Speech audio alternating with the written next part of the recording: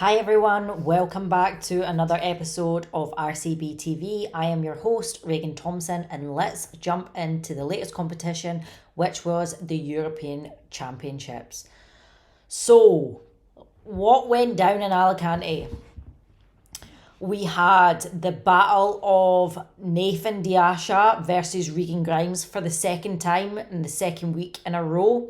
So as we all know, Nathan became champion in Italy and they went face to face again at the Alicante show. And Regan came out on top.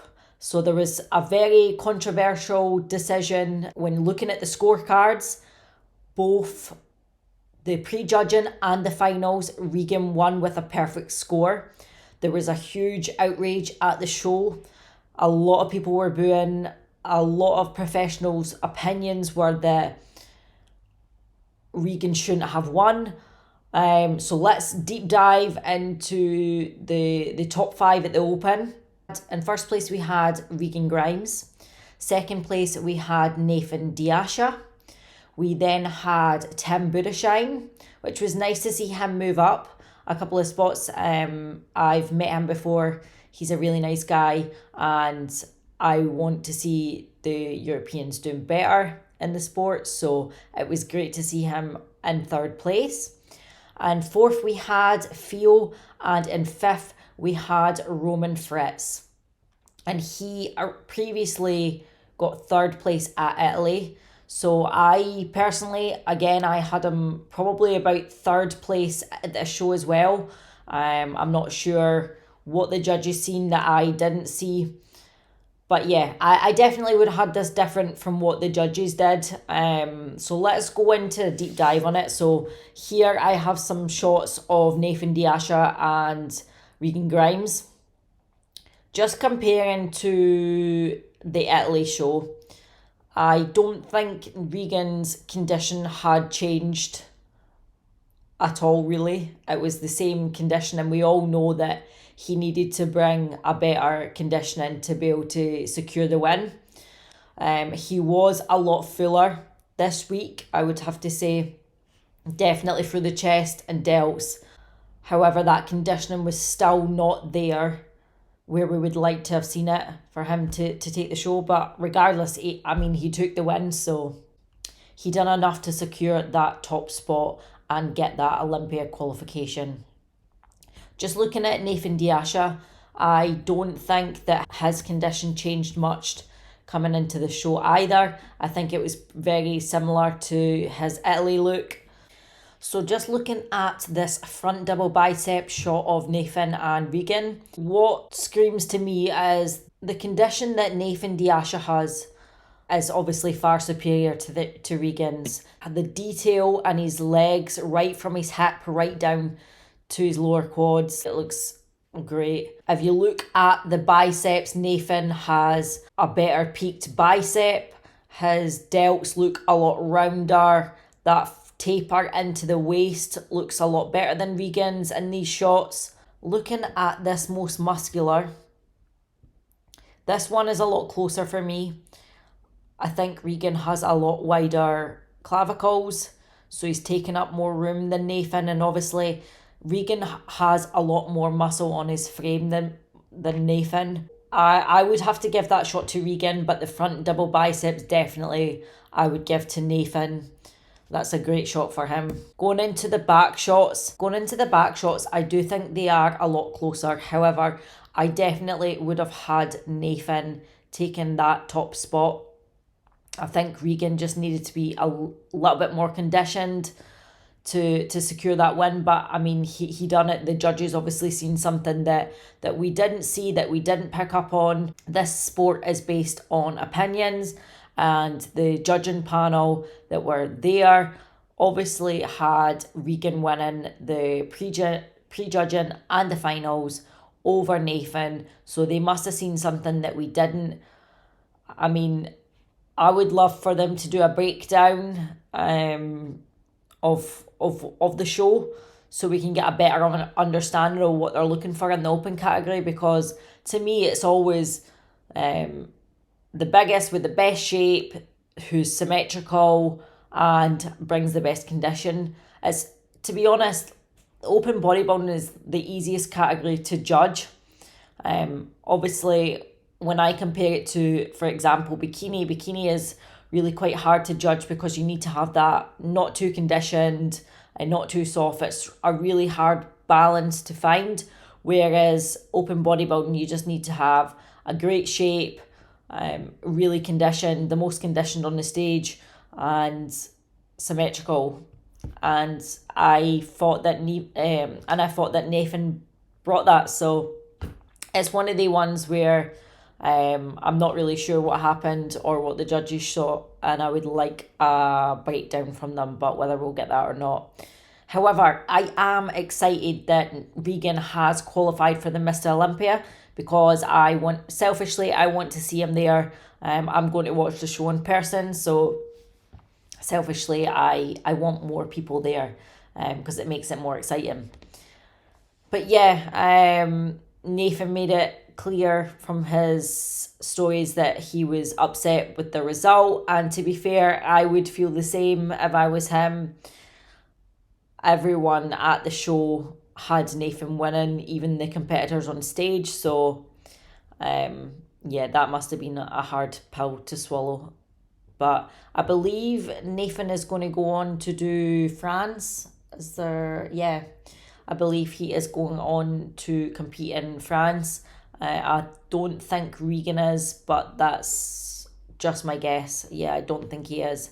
I could be wrong, but I think he is just now doing the Mr. Olympia. So, where do I see them placing at the Mr. Olympia? So, to be honest, I'm not sure if Nathan will do it. He's qualified before and he hasn't done it because I know he has some visa issues. So I don't actually see him doing the show. And I think that's why he's doing a lot of shows in Europe, because he's trying to take that paycheck. Which, I mean, why wouldn't you? If you're in great shape and you're healthy, continue. Why wouldn't you continue? So yeah, I don't see Nathan doing the show. However, if I did see him doing the show, I think I would see him in that probably 7th to 10th spot. And Regan, I think, will end up probably around that 13th to 16th spot. Unless he manages to nail that condition, then I could maybe see him moving up to probably maybe that 9th, 10th spot. But we'll wait and see. This Mr. Olympia is going to be really competitive, which I'm so excited for. It is going to be one that you don't want to miss. So if you aren't able to get there in person, you will want to purchase the live stream. And everyone in the UK, yes, we have to get up in the middle of the night to watch it, but it's so worth it. So yes. So that was open bodybuilding. Then we had 212. Next we had 212 and we had Ole taking that win. I hope that's how you pronounce his name. Absolute incredible 212 physique. I honestly think he's going to be really placing high at the Mr. Olympia. I mean, I could be wrong, but that shape and the condition that he brought was just phenomenal. So well done to him. He looked incredible.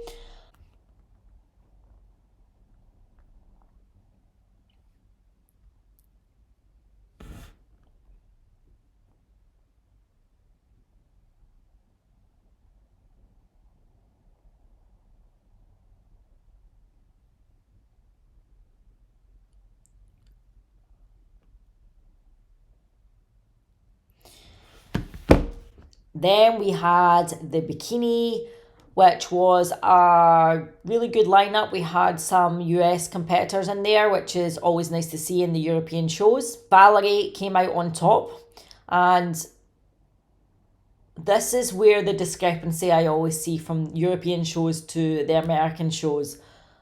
She always does well in Europe, but whenever she goes over to America, it's just not what the judges are looking for. She always comes in too lean. That's my personal opinion. I think she always comes in too lean and has a very European bikini look compared to the American standard.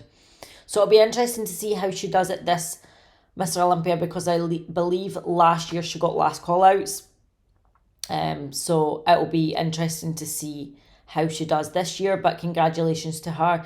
I love her shape. She's absolutely beautiful, and it'll be good to see her competing in person. Then we have Classic Physique, and Wesley Vissers came in and took the show. His shape is incredible. Honestly, he's one of my favourite, all-time favourite classic physiques. He's just got such beautiful lines. His presentation, everything is just so nice to look at. Absolute art.